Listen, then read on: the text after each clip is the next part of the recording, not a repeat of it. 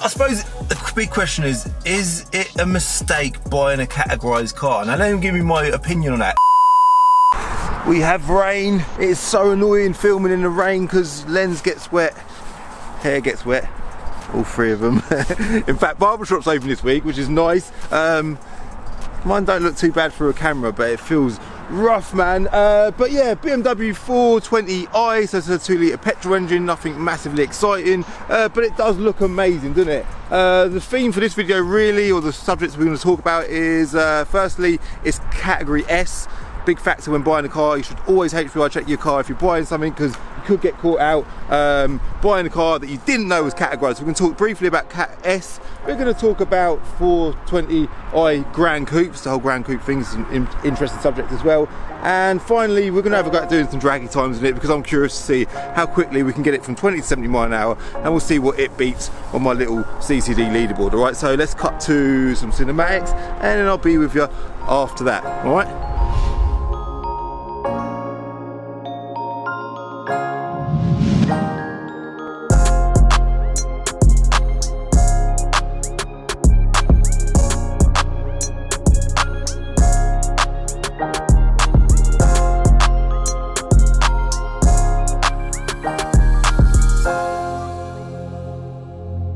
Right, I'm going to try my hardest to keep this section of the video as brief as possible, because obviously the rain does not affect you lot at home whatsoever, but it affects me, one, because I'm getting wet, and two, because more importantly it gets like little splodges on the lens, and I'm anal about the quality of my videos, and I do not want splodges on my lens for a video. Right, so this is obviously a Gran Coupe. Big factor that is, it was mad really that BMW introduced this Gran Coupe version of the 4 Series. They've done it also with the 6 Series. I actually think they look super attractive. Like, that is a really good looking car. They probably didn't sell massive amounts of them, but it's cool that they've done it. And in a nutshell, they've got the 4 Series, which is obviously a coupe, a 2-door coupe, and the 3 Series, which was offered as a saloon and a touring, and then the 4 Series Gran Coupe kind of sits in the middle of the saloon 3 Series and the coupe 4 Series, because it's got back doors, but where this is different to a 3 Series is, let me just show you, we open that, it's got a proper boot, so it is actually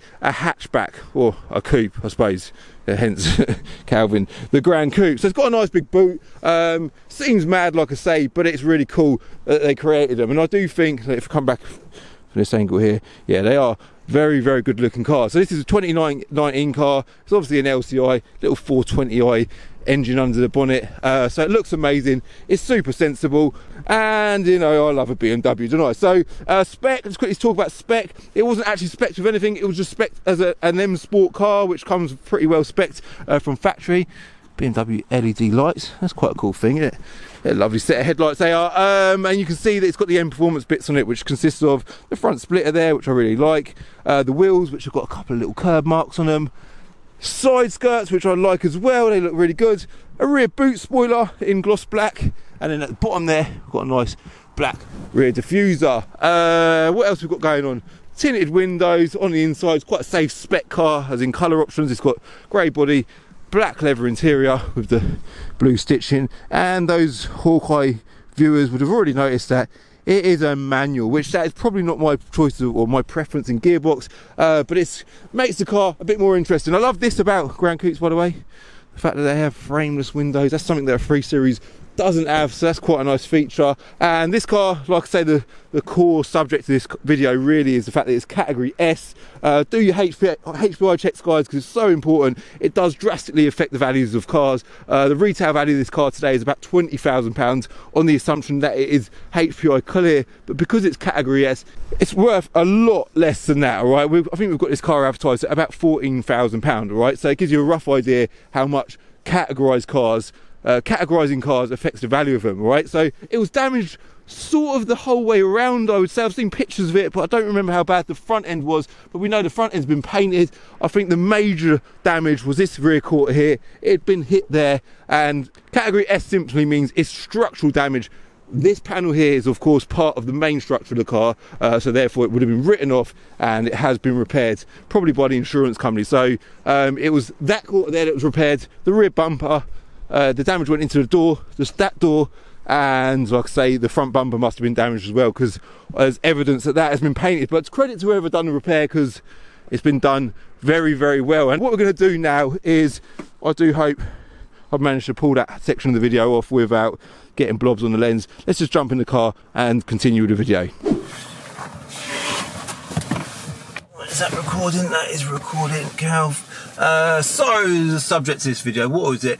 I suppose the big question is it a mistake buying a categorised car? And let me give you my opinion on that very quickly. I've got a draggy box as well, by the way.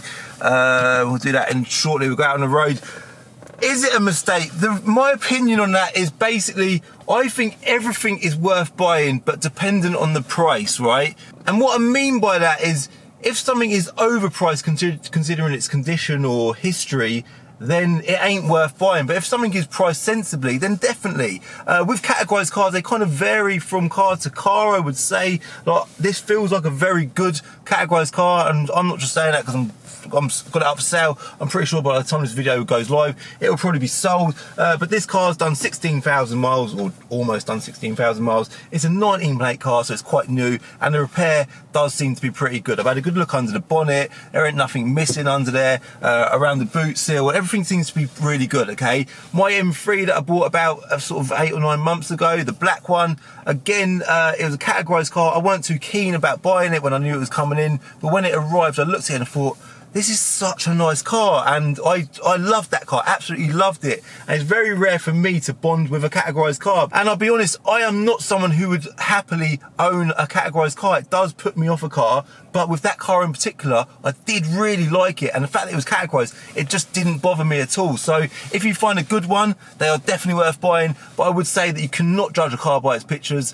So if you see a car like advertised on eBay or Auto Trader or whatever, and it is categorised, definitely go and look at it and inspect it to a good extent and take a view on it for yourself. Some of them are good, some of them are not so good. And also, if they're priced accordingly, then definitely they're worth buying, all right? So let's quickly jump on my phone, do a screen recording. There we go, we're recording. So the main two tools that I use as a car trader are, one, my own system that we've had built. It's called enquiries.com. On that system, I can manage my stock. I can value cars. I've got all my customer info on there. All the data that I need throughout my whole business is on this system. So I'll go on there. I can cap cars, check out data about cars, and just all the basic stuff. And if I want to do a more in-depth check on a car, I use HPI. A lot of people say, who do I use for my HPI checks? I literally just use HPI, just Google HPI and use them. There are lots of other companies out there. I've just always used them, all right?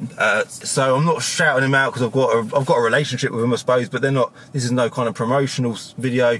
I just think they're really good, all right? So we are screen recording, so there you go, there's my Enter Reg platform, generate valuation, which I've just done, so it should already be on there. So there you go, there's a cap valuation on the screen there. Cap below is 16,100.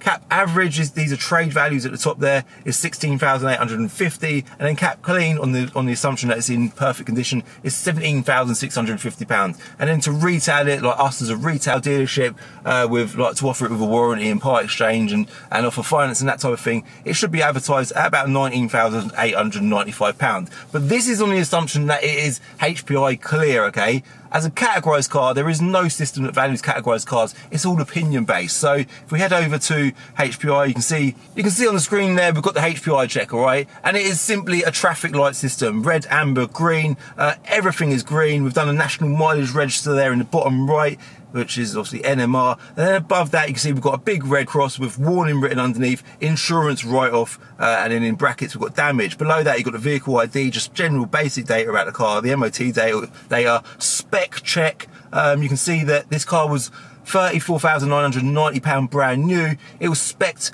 with 0 optional equipment. Okay, so it has got optional extras, but they were priced at 0. And the optional extras consist of aluminium hexagon trim finishes with black gloss highlight, so that's the dash inserts there. It's got that twice for some reason. Leather Dakota black and blue, so that's obviously the blue stitching on the black leather, and then mineral grey paint, all right? And then below that we've got condition alert damage. Obviously that's in relation to the category S thing. Category S, by the way, is structural damage. Category N is non-structural damage, all right? So that's an obvious indicator to the extent a car was damaged, all right?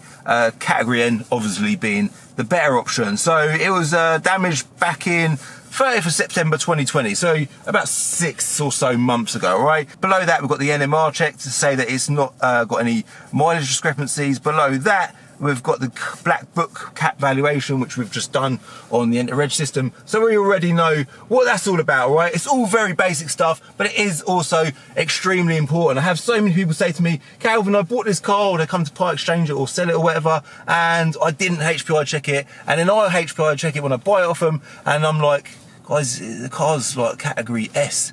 And they're like, really? Nah, it can't be. I'm like, yeah, it is, look. And people get caught out a lot. A lot of platforms like eBay and Auto Trader will, I think eBay do, I'm not certain, but Auto Trader definitely do. They display on the adverts of cars whether the car is like Cat D or Cat N or whatever. So there's always that indicator. But other places like Facebook Marketplace, a lot of people buy them there. They don't, all right? So watch out. Are we done for this section of the video? I think we are. Was I going to say anything else? Let's quickly talk about the cabin in this car. So this is an LCI car, which is all very nice inside.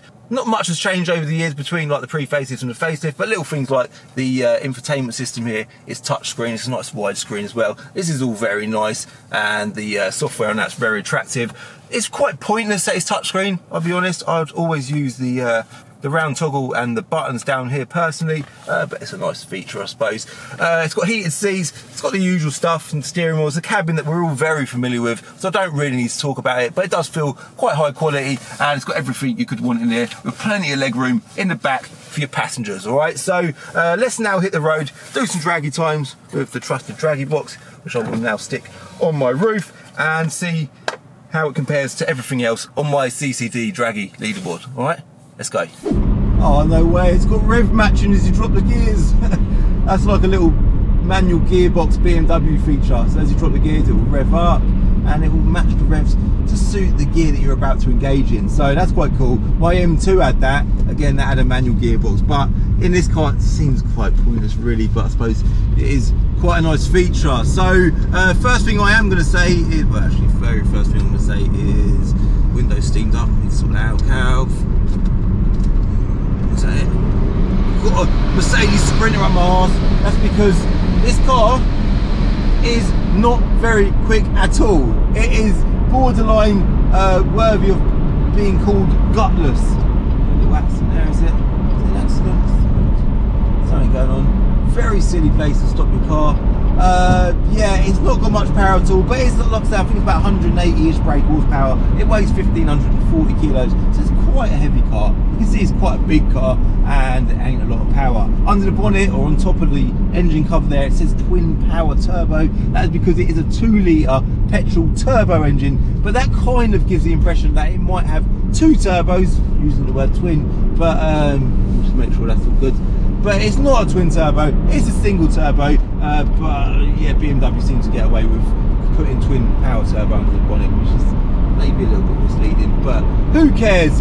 Probably quite good on fuel. Let's see, let's do the boring fuel check thing. 99.9 miles per gallon, that's the current MPG. Average MPG is 24.8 miles per gallon. I don't know how this car's been driven, so I can't comment on if that's around the town, on long journeys, or being driven hard, but that, I would say, regardless of anything, is pretty good. So let's now, we are currently on a dual carriageway, so we're able to hit 70 miles an hour legally. So we'll now cut to the bit where we do some draggy times. I'll be impressed if this car even makes 70 miles an hour, let alone beats anything on my draggy leaderboard. But as a guess, or as an assumption, I would say it's probably going to be the slowest thing on my whole leaderboard, alright? So let's see how it gets on. That's it, we're off. Bit of wheel spin from the rear wheels into second gear. Slowly, top end of second gear. Third, and that's it. Just as we touch third, we hit 70 miles an hour. That felt alright, like it's quite a successful run, but what I will do as normal is I'll do a few runs and then I'll check back in with you in a sec and let you know how quick it got from 20 to 70 miles an hour, alright? Right, so I have just done several runs, and all of the runs were quite consistent, which is quite interesting because it's a manual gearbox. Trying to get the gear changes the same on every run, you think would be difficult, but it was. They're all quite they're all pretty much the same. So this car has just won an award, ladies and gentlemen. It is the award-winning slowest car on my CCD Draggy leaderboard. Surprise, surprise. And the time that it done 27 mile an hour in is 9.01 seconds. Yeah, I thought it would be slower than the TT, like the TT done it in 6.71, but I didn't think it would be that much slower. And it is a slow car, granted, but I don't think it's fair to compare this car to lots of performance cars. We know that that ain't what this car is about. It's a small engine in a big car. I think what this car does offer is it's probably cheapish to run, like I said, 24ish to a gallon.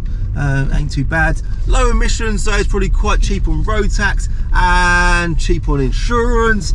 And do you know what? One thing this car definitely has got going for it is it's bloody good looking. There's no doubt about it. If you see this car on the road, you're going to look at it and think that is an attractive car. I do really like them. I love the whole Gran Coupe thing. I love what they offer, and even you as a driver sat in this driver's seat, it's quite a nice place to be. So it is. It's definitely got that going for it.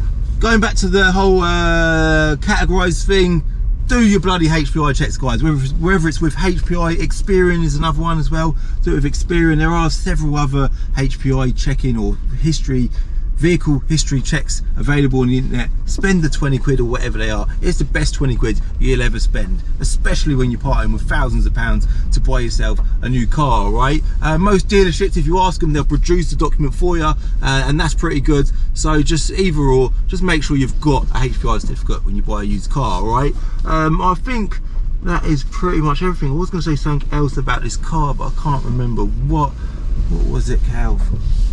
Nah, I think that's pretty much it. Yeah, I've covered everything. I'm gonna leave it as that. Thank you very much for watching. If you did like this video, hit like. If you're new to my channel, hit subscribe for a new video every Wednesday and Sunday at 6 o'clock. It's just your general used car stuff. I'm a car trader, obviously. This car is just going up for sale, and this is generally what I film all the while. And if you are on Instagram, finally, do me a favour, give me a follow on Instagram at Calvin's Car Diary. I'll put a link for that in the description below, and job done. I'll see you in my next video.